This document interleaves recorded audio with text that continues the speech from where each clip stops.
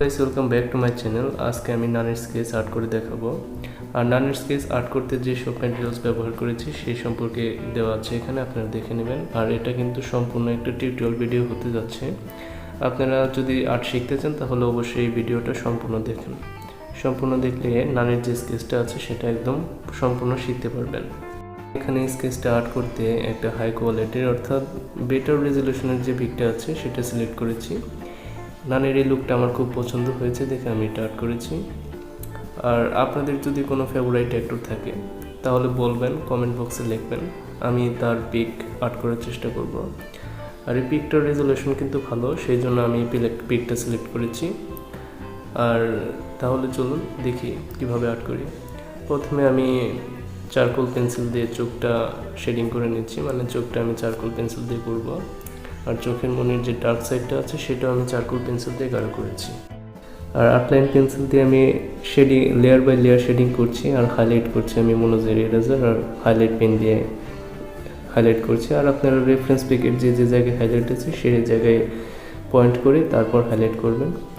আর এখানে আমি 10B outline pencil, highlight pencil, graphite, তারপর যে মানে এই চোখ আর্ট করতে আমি মূলত 10Bর যে গ্রাফাইট পেন্সিলটা আছে আউটলাইনের, তারপর চারকোল পেন্সিল আর 8B 6B এই পেন্সিলটা দিয়ে আমি চোখের যে এটা আছে সেটা আমি আর্ট করছি, চোখটা আর্ট করছি। আর আমি এখানে প্ল্যান্টিংয়ের জন্য ব্যবহার করছি কটন বাড দিয়ে আপনারা যে চোখের যে মানে স্তরটা আছে সেটা ব্ল্যান্ডিং করবেন। আর এখানে তো দেখতেই পাচ্ছেন, আর ব্রাশ দিয়ে আপনার উপরে যে লেয়ারটা আছে সেগুলো করবেন। আর মেকানিক্যাল পেন্সিল ইউজ করবেন, একদম ডিটেলস ওয়ার্কের জন্য মেকানিক্যাল পেন্সিল ইউজ করা হয়। আর এখানে কিন্তু আমি ফেভার ক্যাস্টেলের যে পেন্সিল ইরেজারটা আছে সেটা ইউজ করছি। আর এইভাবে ছোট ছোট যে ডিটেলসগুলো আছে সেগুলো করছি, চোখের আইস দিচ্ছি, চোখের নিচে যে এটা থাকে মানে হাইলাইট থাকে সেখানে হাইলাইট করছি। এইভাবে দেখবেন ছোট ছোট যে ডিটেলসগুলো আছে সেগুলো দেখবেন, রেফারেন্স পিকের সাথে মিলাবেন, মিলিয়ে তারপর করবেন। আর যেখানে ডার্ক শেড করা সেখানে আপনারা আউটলাইনের 10B পেন্সিল আর চারকোল পেন্সিল ইউজ করতে পারেন। আমি তো বলবো যে লেয়ার বাই লেয়ার শেডিং করবেন। লেয়ার বাই লেয়ার শেডিং করলে আপনারা একদম স্মুথ যে স্ট্রাকচার আছে সেটা পাবেন আর ভালো একটা রেজাল্ট পাবেন সর্বশেষ। আর এখানে আমি আইব্রু করার জন্য যে এটা আছে সেটা আমি কিন্তু চারকোল পেন্সিল দিয়েই ব্যবহার করছি। আর চারকোল পেন্সিল কিন্তু আমি এখানে ক্যামলিন ব্র্যান্ডের যে চারকোল পেন্সিলটা আছে সেটা ব্যবহার করছি। আর এটা কিন্তু সফট যে চারকোল পেন্সিল, সেটা সফট চারকোল পেন্সিল ইউজ করবেন, হার্ড ইউজ করার তেমন দরকার পড়ে না, হার্ড খুবই কম ইউজ করি সবাই। আমি তো মোটামুটি সব জায়গায় চারকোল পেন্সিলের যে হার্ডটা আছে সেটা ইউজ করি, মানে হার্ড আমি ইউজ করি না, এখানে আমি সফট যে ক্যামলিন পেন্সিল যে সফটটা আছে সেটা ইউজ করি। আর এই ভিডিওতে আপনারা হয়তো দেখবেন আমি এখানে এই ভিডিও 3টা পার্ট করব। একটা হলো একটার মধ্যে চোখ, নাক, ঠোঁট আর স্কিনের যে শেডিংটা আছে সেটা দেখব। আর দ্বিতীয় পার্টে আমরা চুল আর দাড়িটা আর্ট করা শিখবো। আর লাস্টের যে পার্টটা থাকবে সেটাই আপনারা একদম ফুল যে ভিডিও, প্রথম 2 পার্টের ভিডিওটা একদম ওই একটা পার্টেই পাবেন, ওইখান থেকে আপনারা দেখতে পারবেন। আর এখানে আমি পুনরায় একই প্রসেস ব্যবহার করে দ্বিতীয় চোখটা আঁকছি। আর এখানে আমি আঁকবো এইভাবে। তারপর যে ডার্ক শেডটা আছে সেই ডার্ক শেড আমি আবার চারকোল পেন্সিল ইউজ করছি, চারকোল পেন্সিল দিয়ে ডার্ক শেড করছি, কটন বাড দিয়ে ব্লেন্ডিং করে নিলাম। ব্লেন্ডিং করার পর আমি পুনরায় যে এটা আছে মেকানিক্যাল পেন্সিল ওটা ব্যবহার করলাম। আর ছোট ছোট চোখের ভিতরে, মনের ভিতরে যে ছোট্ট ছোট্ট মানে দাগগুলো আছে সেইগুলো দিলাম। এরপর আমি আবার 8B পেন্সিল ইউজ করছি, এখন মনোজের ইরেজার দিয়ে পুনরায় শেডিং মানে ইরেজ করছি। এরপর Faber Castell pencil eraser, highlight pen এইসব দিয়ে আমি একদম রেফারেন্স পিকের যে যে জায়গায় ডিটেলস আছে মানে হাইলাইট আছে সেই জায়গায় হাইলাইট করার চেষ্টা করছি। এরপর আপনারা কটন বাড দিয়ে পুনরায় ইউজ করবেন আর এভাবে দেখবেন যে কী আসে। তারপর আমি আবার 2B যে পেন্সিলটা আছে আউটলাইনের পেন্সিল, সেই আউটলাইন পেন্সিল দিয়ে শেডিং করলাম, শেডিং করার পর পুনরায় এরকম করলাম। এখন আমি চারকোল পেন্সিল ইউজ করছি ডার্ক করার জন্য, আবার কটন বাড ইউজ করব।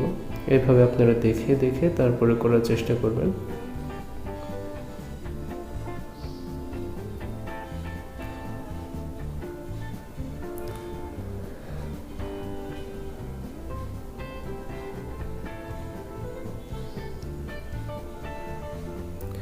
এখন আমরা চোখের যে উপরের যে ভুরুটা আছে সেই ভুরু করার জন্য চারকোল সফট পেন্সিল ব্যবহার করব। চারকোল সফট পেন্সিল ব্যবহার করে মানে যে এটা আছে, প্রথমে কিন্তু আমি খুব কম প্রেশার ক্রিয়েট করে চারকোল পেন্সিলটা ব্যবহার করছি। আপনারা খুব কম প্রেশার ক্রিয়েট করে তারপর চারকোল পেন্সিল ইউজ করবেন, এটা অবশ্যই মনে রাখবেন। আর প্রেশার পেন্সিল ধরার স্টাইল এইসব কিন্তু আপনাদের যথেষ্ট পরিমাণে খেয়াল রাখতে হবে, তা না হলে কিন্তু ভালো হবে না।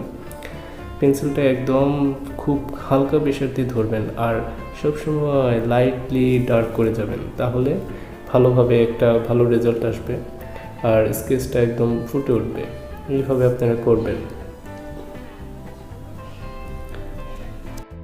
এরপর আমি চোখের যে নিচের স্কিন টোন আছে সেই স্কিন টোনের জন্য আমি এখানে প্রথমে যে পেন্সিলটা ইউজ করছি মানে ডার্ক যে একটা ব্যাপার আছে সেই জন্য আমি 8B পেন্সিল ইউজ করছি। এখন আমি মেকানিক্যাল পেন্সিল দিয়ে চোখের নিচের ভ্রুগুলো, চোখের নিচের আইরিশগুলো আমি করছি, হাইলাইট করলাম। দেন আমি মানে 2B পেন্সিল, আউটলাইনের যে 2B পেন্সিলটা আছে সেটা ব্যবহার করছি, সেটা ব্যবহার করে শেডিং করছি। আর নাকের যে শেডিংটা আছে ডার্ক, যেখানে ডার্ক সেখানে হালকা, সেখানে হালকা করব। আপনারা এইসব একটু খেয়াল রাখবেন। আর এখানে সবসময় আপনারা, আমি তো বললামই যে আপনারা সবসময় লাইট টু ডার্ক শেড করে যাবেন। লাইট টু ডার্ক শেড করলে আপনারা ভালো রেজাল্ট পাবেন। আর লাইট টু ডার্ক শেড করবেন। এখন আমি পেপার স্ট্যাম্পটা আছে সেই পেপার স্ট্যাম্প দিয়ে যে জায়গায় ডার্ক আছে সেই জায়গায় ডার্ক ব্লেন্ডিং করলাম। এখন আমি পুনরায় 2B পেন্সিল ইউজ করে আবার লাইটলি শেডিং করছি। যে জায়গায় হাইলাইট আছে সেই জায়গায় খুব কম পরিমাণে পেন্সিল, মানে খুব কম পেন্সিল ইউজ করছি।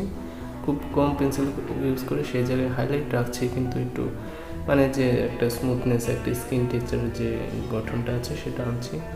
আর এখন আমরা পুনরায় চারকোল পেন্সিল ইউজ করছি। চারকোল পেন্সিল ইউজ করে ডার্ক শেডের জায়গায় ডার্কগুলো দিয়েছি, ডার্ক করছি। এখানে আপনারা রেফারেন্স পিক তো দেখতেই পাচ্ছেন, যে জায়গায় ডার্ক আছে সেই জায়গায় ডার্ক করছি। আবার মানে এখানে আমি ব্রাশ ইউজ করছি, ব্রাশ ইউজ করে এরকম করলাম। তারপর স্মুথ যে টেক্সচার, অর্থাৎ যেটা যে স্মুথ একটা ব্লেন্ডিং, সেই স্মুথ একটা টেক্সচারের জন্য আমি টিস্যু পেপার ইউজ করেছি। আর ডার্ক শেড যেখানে ডার্ক আছে সেখানে আমি পেপার স্ট্যাম্প ইউজ করলাম।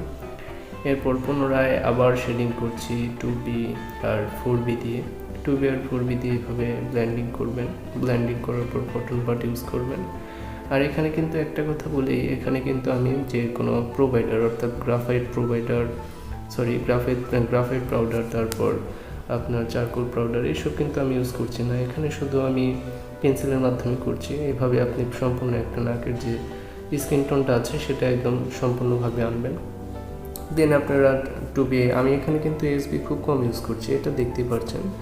এখানে আমি 2B, 4B, 6B, 8B আর 10Bটা খুব বেশি পরিমাণে ইউজ করছি, কারণ এখানে খুব কম পরিমাণে হাইলাইট আছে, মানে খুব কম পরিমাণে এখানে স্ক্রিনের ভিতর খুব কম পরিমাণে মানে SB যে পেন্সিলটা আছে সেটা ব্যবহার করার খুব কম পরিমাণ আছে এখানে ব্যবহার করার জায়গাটা এখানে, সেই জন্য আমি 2B, 4B আর 6B, 10B, 8B এইসবগুলো দিয়ে আমি চালিয়ে যাচ্ছি। দেন আমি আবার 8B ব্যবহার করলাম। 8B ব্যবহার করে এভাবে শেডিং করছি। শেডিং করার পর লাইট টু ডার্ক শেড করছি। এইভাবে করে যাবেন আপনারা সবসময়, তাহলে দেখবেন যে ভালো হবে।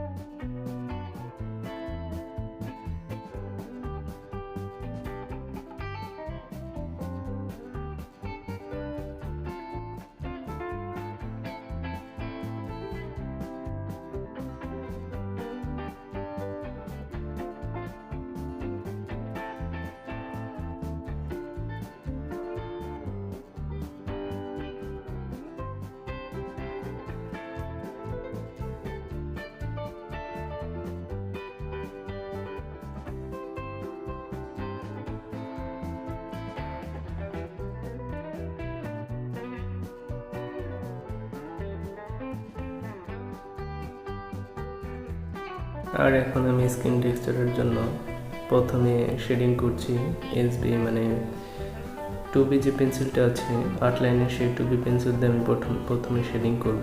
শেডিং করে মানে যেখানে ডার্ক শেড আছে সেখানে ডার্ক শেড করবো। আর এইভাবে আমি রেফারেন্স পিকের সাথে মিল রেখে দেখবো যে লাইট ডার্ক শেড করবো। এইভাবে প্রথমে আমি শেড করতেছি। আর এখানে আমি এইভাবে শেড করার পর আমি এখানে টিস্যু পেপার ইউজ করে ব্লেন্ডিং করব। টিস্যু পেপার ইউজ করে ব্লেন্ডিং করে একটা স্মুথ টেক্সচার আসবে, আর একদম যে স্কিন টেক্সচার আছে সে তার সাথে মিলে যাবে। আপনাদের যে একদম রেফারেন্স যে পিকটা আছে সেটার সাথে মিলাতে হবে এমন কোনো কথা নয়। আপনি দেখবেন যে তার কাছাকাছি যেন যায়।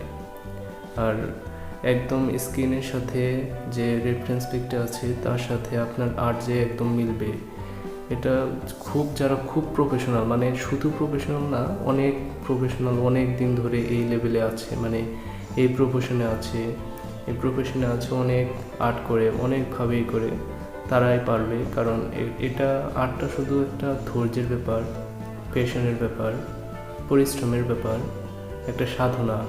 আপনারা অবশ্যই যদি এটা নিয়ে থাকেন, মানে ভালোভাবে করেন, সময় দেন, তাহলে অবশ্যই পারবেন। এটা তেমন কোনো কঠিন কাজ নয়, কিন্তু আপনারা যদি রেগুলার প্র্যাকটিস করেন তাহলে অবশ্যই পারবেন।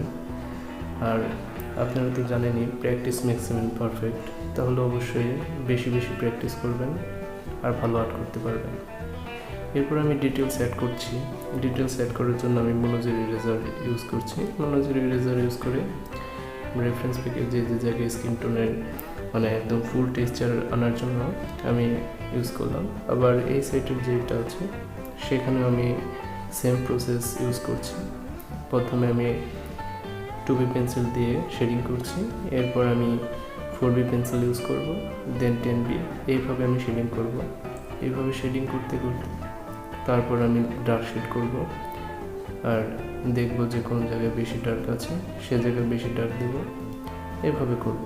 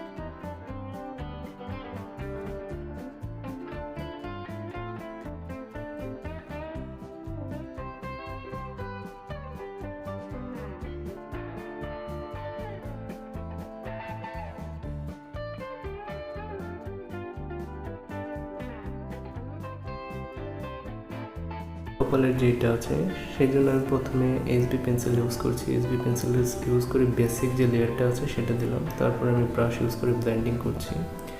এরপর ফ্ল্যাট ব্রাশ বড় ইউজ করছি, বড়টা ইউজ করে এরকম। তারপর আমি পুনরায় আবার টিস্যু পেপার ইউজ করে একদম স্মুথ ব্লেন্ডিং করলাম।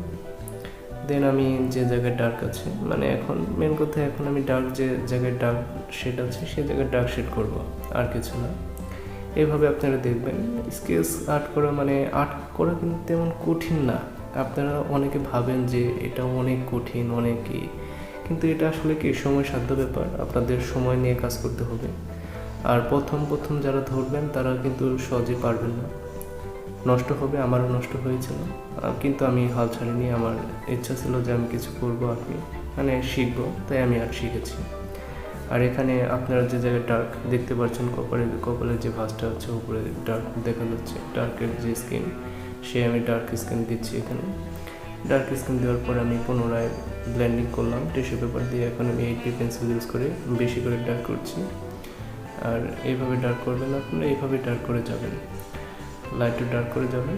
তারপরে এইভাবেই করবো আমি। আবার যে উপরের যে চুলের যে নিচের এটা অংশটা আছে, সেখানে আমি 8B পেন্সিল ইউজ করছি।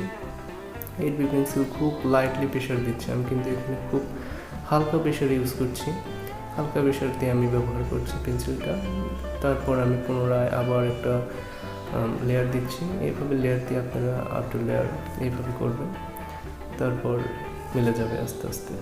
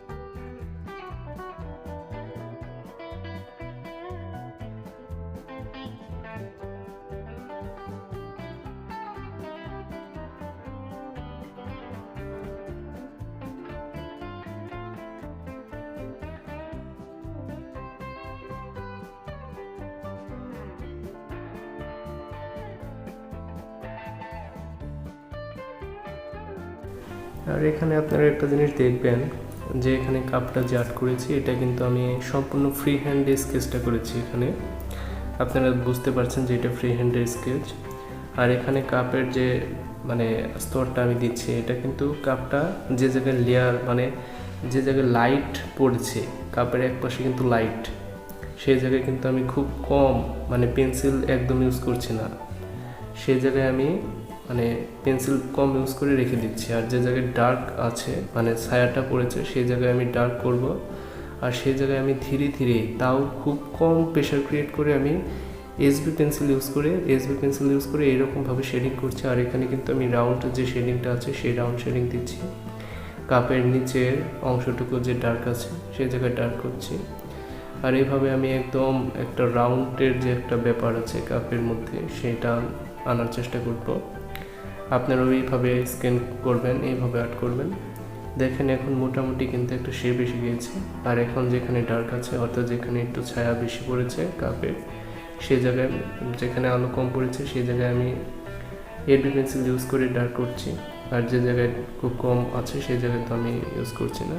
দেন আমি ডার্ক যে শেডটা আছে সেই ডার্ক শেডের জন্য এডবি পেন্সিল ইউজ করছি পুনরায়। এসবি পেন্সিল ইউজ করে আমি আবার ডার্ক করছি নিচের কাপের যে নিচের এটা আছে সেই জায়গায় আমি আবার এইভাবে এডবি পেন্সিল ইউজ করব। আর ধীরে ধীরে একদম লাইটলি শেডিং করছি। লাইটলি শেডিং করে এইভাবে আপনি কাপটা আঁকবেন। আর আপনার যে জায়গায় মানে লাইট আছে, মানে বেসিক যে লেয়ারটা আছে সেটা দেওয়ার পরে যেখানে হাইলাইট আছে সেই জায়গায় হাইলাইট করবেন নিডেবল ইরেজার ব্যবহার করে। নিডেবল ইরেজার ব্যবহার করবেন আর এখানে হাইলাইট পেন দিয়ে যে জায়গায় বেশি হাইলাইট আছে সে জায়গায় বেশি হাইলাইট করবেন। একদম খুব কম পরিমাণে হাইলাইট করবেন, এখানে কিন্তু বেশি হাইলাইটের কাজ নেই, শুধু কাপটা আমাদের ফুটিয়ে তোলা, আর কিছু না।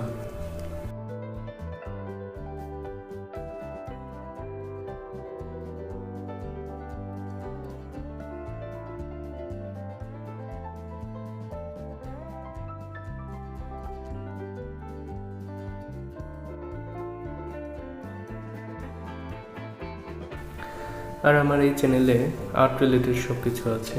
এখানে আমি সবসময় আর্ট রিলেটেড যেসব ম্যাটেরিয়ালস, আর্টের স্কেচ, তারপর যে স্কিন টোন, তারপর শেডিং, লেয়ার, এইসব কিছু আমি এখানে আপনাদের দেখাবো কীভাবে করতে হয়। আমি কিন্তু প্রফেশনাল আর্টিস্ট না, আমি যতটুকু পারি ততটুকু আপনাদের শেখানোর চেষ্টা করবো। আর আমি এখানে টিউটোরিয়াল যে ভিডিওগুলো আছে সেগুলোই বেশিরভাগ ছাড়বো, আর এখানে আমি সেটার উপরে বেশি প্রায়োরিটি দেবো। কারণ আমি যদি টাইম ল্যাপস ভিডিওগুলো ছাড়ি সেখান থেকে আপনারা কিছু শিখতে পারবেন না, আর টিউটোরিয়াল ভিডিওগুলো থেকে আপনারা অনেক কিছু শিখতে পারবেন দেখে। এখান থেকে আপনারা অবশ্যই ভালো ভালো কিছু করতে পারবেন, শিখবেন, দেখবেন। আর ভালো লাগলে অবশ্যই আমার চ্যানেলটা সাবস্ক্রাইব করবেন, সাপোর্ট করবেন আমাকে ভালো লাগলে। এইটুকুই বলার ছিল। আর আগের যে ভিডিওগুলো আছে সেগুলো অবশ্যই দেখবেন। আর এখন সবাই স্কেচটা উপভোগ করেন। নেক্সট টিউটোরিয়াল ভিডিওটা আমি 2 থেকে 3 দিনের মধ্যে দেওয়ার চেষ্টা করব। আর আমি কিন্তু ইউটিউবে রেগুলার ভিডিও ছাড়ি, অবশ্যই আপনারা সেগুলো দেখবেন। আমি ইউটিউবে রেগুলার থাকার চেষ্টা করি সবসময়। Thank you.